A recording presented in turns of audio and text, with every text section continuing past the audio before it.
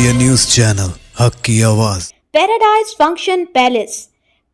Function palace महबूब नगर। रियासती BJP सदर किशन रेड्डी ने महबूब नगर के सुदर्शन कन्वेंशन हॉल में मुनाकिदा सहाफती कॉन्फ्रेंस से खिताब करते हुए कहा कि तेलंगाना रियासत में वजीर आजम नरेंद्र मोदी के उरूज का आगाज हो गया है। इस मुल्क का वजीर आजम कौन होना चाहिए, आवाम ने फैसला कर लिया है। आवाम को मोदी का नेमुल बदल कोई भी नजर नहीं आ रहा है। किशन रेड्डी ने उम्मीद जाहिर की कि बीजेपी इस बार लोकसभा में 400 सीटों पर जीत दर्ज करेगी। उन्होंने कहा कि ये लोकसभा इंतखाबात मुल्क की सालिमियत के मुताल्लिक है। उन्होंने इस मौके से कहा कि कांग्रेस ने आवाम से जो वादे की थी उनको निभाने में मुकम्मल तौर पर नाकाम हुई है। गुज़िश्ता केसीआर की जो आमिराना हुकूमत थी, मौजूदा कांग्रेस हुकूमत भी इस राह पर गामजन है। गुज़िश्ता 10 साल में केसीआर और केसीआर के खानदान ने लूटा और अब राहुल गांधी और उनकी टीम लूट रही है। किशन रेड्डी ने कहा कि चीफ मिनिस्टर रेवंत रेड्डी ने कहा था कि हर असम्बली हल्के में बदउनवानी हुई है। इन बदउनवानी को बेनकाब करने की बात कही थी, लेकिन चीफ मिनिस्टर रेवंत रेड्डी इनको डराकर कांग्रेस पार्टी में शामिल कर रहे हैं। उन्होंने मजीद कहा कि कांग्रेस हुकूमत फोन टैपिंग मामले में शफाफियत के साथ काम नहीं कर रही है। उन्होंने कहा कि बीजेपी पार्टी किसान, खवातीन, नौजवान लोग और गरीब इन 4 शोबों में तरक्की के एजेंडे के साथ आगे बढ़ रही है। उन्होंने उम्मीद जाहिर की कि इस बार बीजेपी हैदराबाद लोकसभा सीट के साथ साथ महबूब नगर और नागर कर्नूल लोकसभा सीट पर कामयाबी हासिल करेंगे। इस मौके पर हल्के महबूब नगर पार्लियामानी इंतखाबी बीजेपी उम्मीदवार DK अरुणा के अलावा बीजेपी के अहम कायदीन मौजूद थे। बीजेपी దేశవ్యాప్తంగా కూడా పార్లమెంట్ ఎన్నికలకు సంబంధించి ప్రచార కార్యక్రమంలో చాలా ముందున్నాం. అభ్యర్థుల ఎంపిక కానీ, కార్యకర్తల సిద్ధం కానీ, లేక ప్రజల నుంచి స్పందన బీజేపీ చాలా ఉత్సాహంగా ముందుకెళ్తా ఉంది. దేశంలో ఇప్పుడు జరుగుతున్నటువంటి ఎన్నికలు ఎవరు ప్రధానమంత్రి కావాలో దేశ ప్రజలు ఇప్పటికే ఒక నిర్ణయానికి వచ్చారు. అన్ని వర్గాల ప్రజలు, కాశ్మీర్ నుంచి కన్యాకుమారి వరకు, అటక్ నుంచి కటక్ వరకు, అన్ని రాష్ట్రాలు, అన్ని భాషలు, అన్ని వర్గాలు, అన్ని కులాలు కూడా ఈరోజు నరేంద్ర మోడీ గారు ప్రధానమంత్రి కావాలని నిర్ణయం తీసుకున్నారు. కాంగ్రెస్ పార్టీ వచ్చేటువంటి పార్లమెంట్ ఎన్నికల్లో మరింతగా ఉన్నటువంటి స్థానాలు కూడా కోల్పోయే అవకాశం ఉంది. 3 రాష్ట్రాల అధికారంలో ఉంది కాంగ్రెస్ పార్టీ. హిమాచల్ ప్రదేశ్లో ఉన్నటువంటి 4 సీట్లు బీజేపీ గెలవబోతా ఉంది.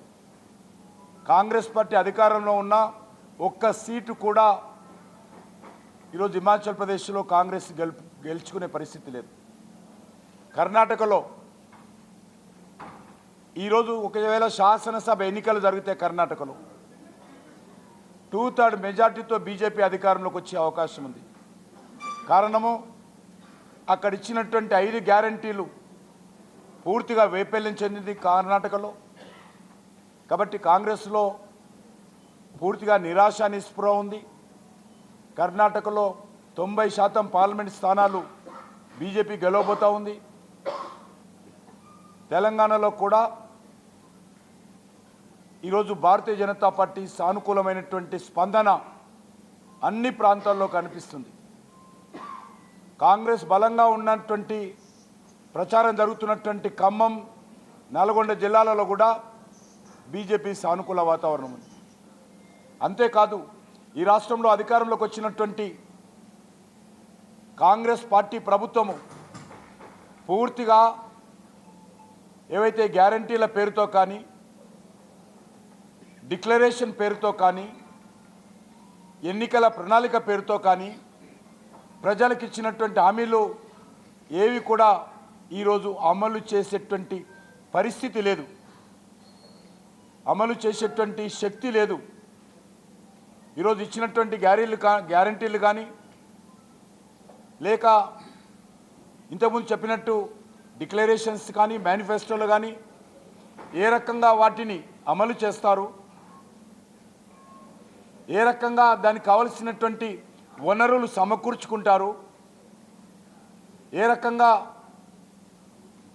మరి వాటిని పేద ప్రజలకు అందిస్తారు, ఏది కూడా ఈరోజు చెప్పలేని పరిస్థితిలో ఉంది. కాంగ్రెస్ పార్టీ అధికారంలోకి వచ్చిన తర్వాత టీఆర్ఎస్ బాటలోని ప్రభుత్వం నడుస్తూ ఉంది. గతంలో కేసీఆర్ కుటుంబం దోచుకుంటే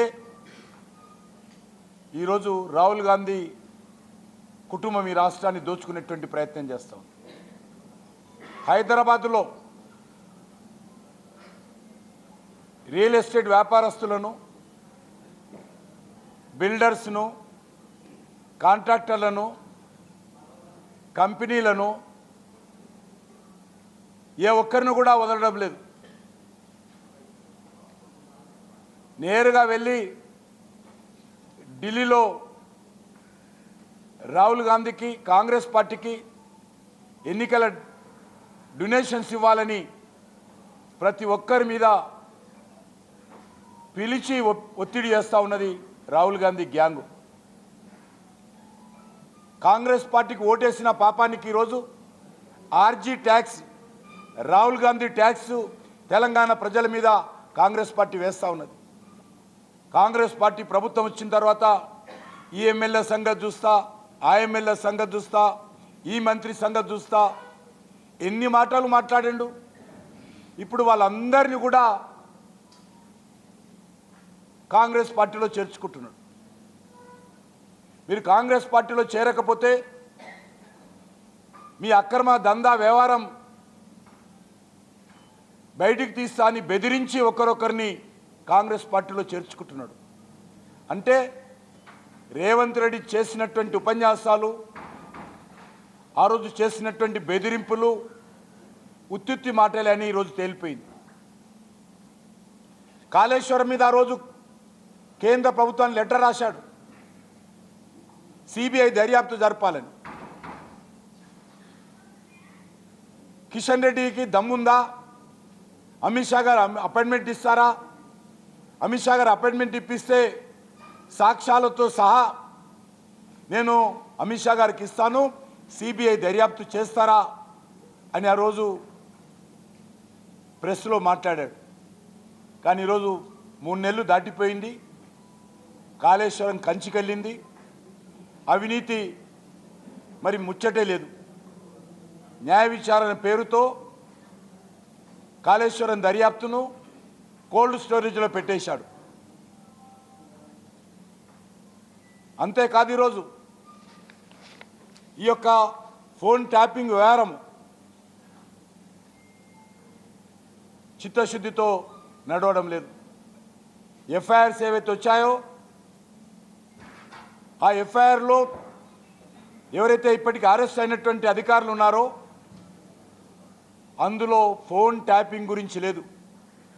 ఏదైతే ఎక్విప్మెంటు ఫోన్ ట్యాపింగ్ కావలసినటువంటి ఉపయోగించినటువంటి ఎక్విప్మెంటు డిస్ట్రాయ్ చేసిన విషయమే ఉంది తప్ప ఫోన్ ట్యాపింగ్ వ్యవహారంలో ఈరోజు ఈ ప్రభుత్వం చిత్తశుద్ధితో వేరించడం లేదు. ఈరోజు మనవి చేస్తా ఉన్నాను, రాష్ట్రం ఒక దిక్కు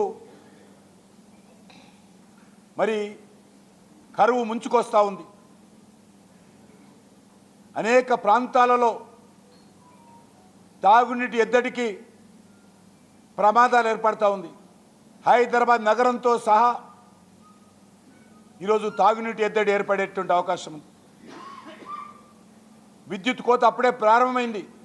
వ్యవసాయ రంగానికి, పారిశ్రామిక రంగానికి, గృహ అవసరాలకు, వ్యాపార అవసరాలకు విద్యుత్ కోతలు ఏర్పడతా ఉన్నాయి. ఈరోజు తెలంగాణ ప్రజల పరిస్థితి పెంక మీద నుంచి పొయ్యిలో పడ్డట్టు అయిపోయింది.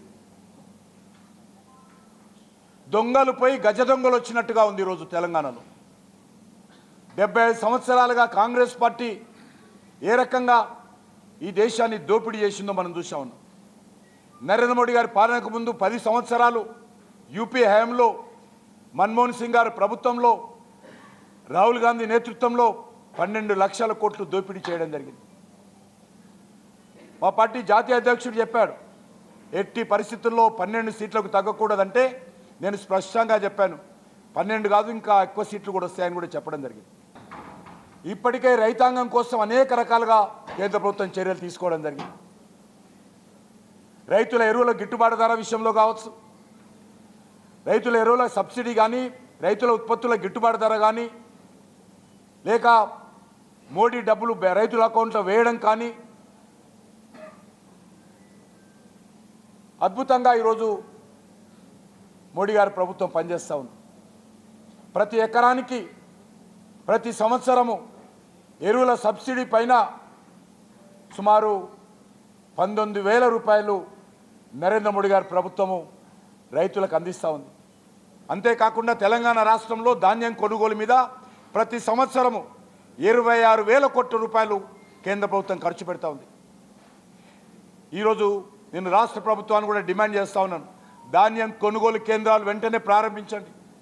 అదేవిధంగా నాగర్ కర్నూలులో కూడా ఒక యువకుడిని, ఒక విద్యావంతుడిని మరి ఈరోజు మేము అభ్యర్థిగా నాగర్ కర్నూలు నుంచి పెట్టాము. తప్పకుండా ఈ 2 స్థానాలు కూడా ఇక్కడ నుంచి గెలిపించాల్సిందిగా నేను ఉభయ మహబూబ్నగర్ జిల్లా ప్రజలకు ఈ సందర్భంగా మనవి చేస్తూ, మేము ఈ ఎన్నికలు ప్రధానంగా డోర్ టు డోర్, ఇంటింటికి వెళ్ళేటువంటి కార్యక్రమం మీద దృష్టిని కేంద్రీకరిస్తాం. పెద్ద సభలు ఇప్పటికే చాలా జరిపాము.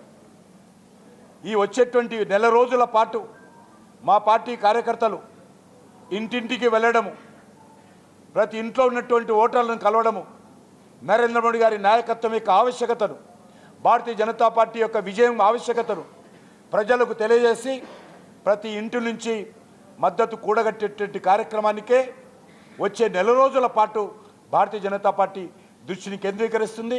మధ్యలో నాయకులు వచ్చినప్పటికీ మా కార్యక్రమము, మా ఎన్నికల ప్రధానమైనటువంటి లక్ష్యము డోర్ టు డోర్ క్యాంపెయిన్, ఇంటింటికి వెళ్ళడమే అని చెప్పి ఈ సందర్భంగా మనవి చేస్తూ